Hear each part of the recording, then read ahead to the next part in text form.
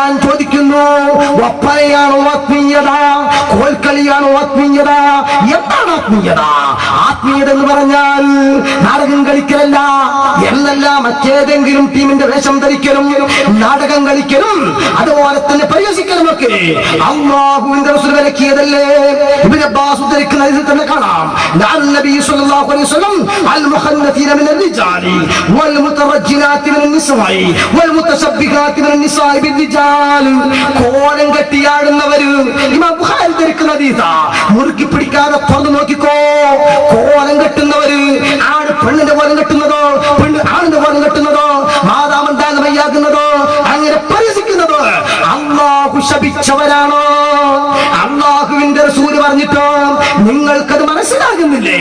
എന്നാ പിടിച്ചോ, നിങ്ങളുടെ നേതാവ് അബുൽ അല മൗദൂദി അദ്ദേഹം നൽകിയ വ്യാഖ്യാനത്തിൽ വൈദാ ഫഅലൂ ഫഹിശതൻ ഖാലൂ വജദനാ അലൈഹാ അബഅനാ വല്ലാഹു അമറനാ ബിഹാ ഖുൽ ഇന്നല്ലാഹ ലാ യഅ്മുറു ബിൽ ഫഹ്ശാഇ അതഖൂലൂന അലല്ലാഹി മാ ലാ തഅലമൂൻ.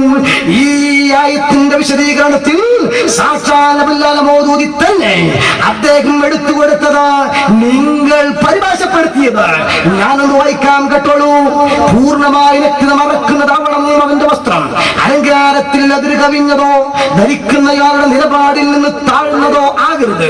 അഹങ്കാരം, ദമ്പ്, പ്രകടനാത്മകത, കപടനാട്യം മുതലായവയെ ദ്യോതിപ്പിക്കുന്നതും ആകരുത്. അപ്രകാരം തന്നെ പുരുഷൻ സ്ത്രീവേഷം കെട്ടുവാനും സ്ത്രീ പുരുഷവേഷം അണിയുവാനും പ്രേരിപ്പിക്കുന്നതോ ഒരു ജനത മറ്റൊരു ജനതയുടെ കോലം കെട്ടുവാൻ ബന്ധപ്പെട്ടുകൊണ്ട് നിന്യതയുടെ പ്രതിരൂപമായി സ്വയം തരം താഴുവാൻ കാരണമാകുന്നതോ ആയ മാനസിക രോഗങ്ങളെ പ്രകടിപ്പിക്കുന്നതും ആകരുത്. എങ്കിൽ മൗദൂദിയുടെ വ്യാഖ്യാന പ്രകാരം സോളിഡാരിറ്റിക്കാരെ വിളിക്കാം മാനസിക രോഗികളെ, ഒരു തരം മിസ്റ്റീരിയ ബാധിച്ചവര്. എന്റെ വകയല്ല, മൗദൂദിയ പറയുന്നത്. അല്ലാഹുവിന്റെ റസൂൽ പറഞ്ഞിട്ട് നിങ്ങൾക്ക് പോരാ, ഖുർആൻ പറഞ്ഞിട്ട് നിങ്ങൾക്ക് പോരാ എങ്കിൽ മൗദൂദി തന്നെ പറയുന്നു ഒരിക്കലും നിങ്ങൾ അത് ചെയ്യരുത്. ഞാൻ നീട്ടിക്കൊണ്ടു പോകുന്നില്ല. ഇതെല്ലാം സംഭവിച്ചതിന്റെ കാരണം എന്താണോ? പാരമ്പര്യമായി കിട്ടിയ മാല ആദർശം പൊട്ടിച്ചെറിഞ്ഞ് മൗദൂദിയുടെ തലയിൽ നല്ലതെന്ന് തോന്നുന്ന ആശയം അവരെഴുതി വെച്ചപ്പോൾ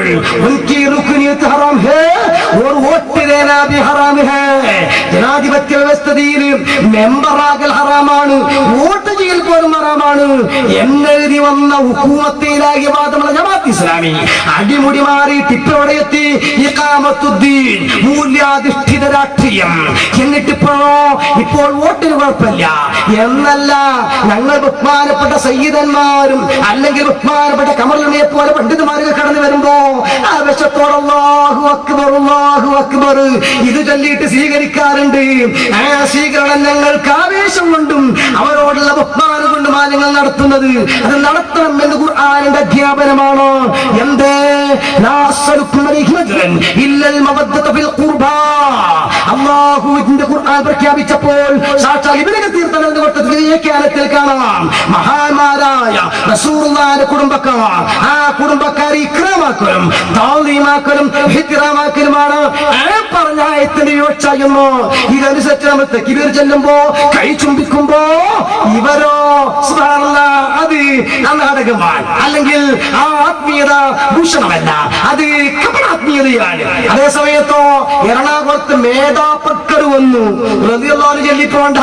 ആ മേധാപക്കർ വന്നപ്പോ നേരെ വിളിച്ചിട്ട് വി വെൽക്കം വാ വെൽക്കം, ഈ വെൽക്കം നേതാജി, വാ വെൽക്കം നേതാജി, സോളിഡാരിറ്റി സിന്ദാബാദ്. സുബ്ഹാനല്ലാഹ്, സീഡിയുടെ രംഗം ശരിക്കൊന്ന് കാണണം. ഹിജറ പോകുന്ന സമയത്ത് റസൂലുള്ളാഹിന്റെ മുമ്പിൽ ചിലപ്പോൾ സിദ്ദീഖിലേക്ക് വന്ന് നടക്കും, ചിലപ്പോൾ പുറകിലേക്ക് നിൽക്കും, പിന്നെ ഫ്രണ്ടിലേക്കും പിന്നെ ബേക്കിലേക്കും. എന്റെ ശത്രുക്കൾ വരുന്നുണ്ടോ നോക്കാൻ. ഈ കോലത്തിലാണ് മേധാപടുക്കർ എന്ന പെണ്ണിനെ സ്വീകരിച്ചാണ് ചീവൽക്കം വാർവൽക്കം പറഞ്ഞു കൊണ്ടുവരുന്നത്.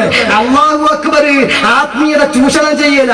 വീവൽക്കം വാർവൽക്കം അത് സ്വർഗത്തിലേക്കുള്ള ഡയറക്റ്റ് ടിക്കറ്റാ അല്ലേ? ഇത് തീർന്നിട്ടില്ല, നോക്കിക്കോ. നിങ്ങൾ.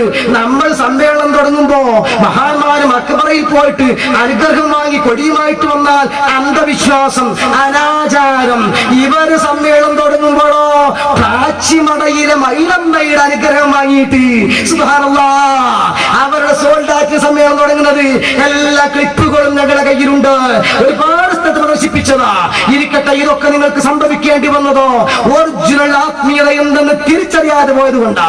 അതുകൊണ്ട് അതിനുള്ള പരിഹാരം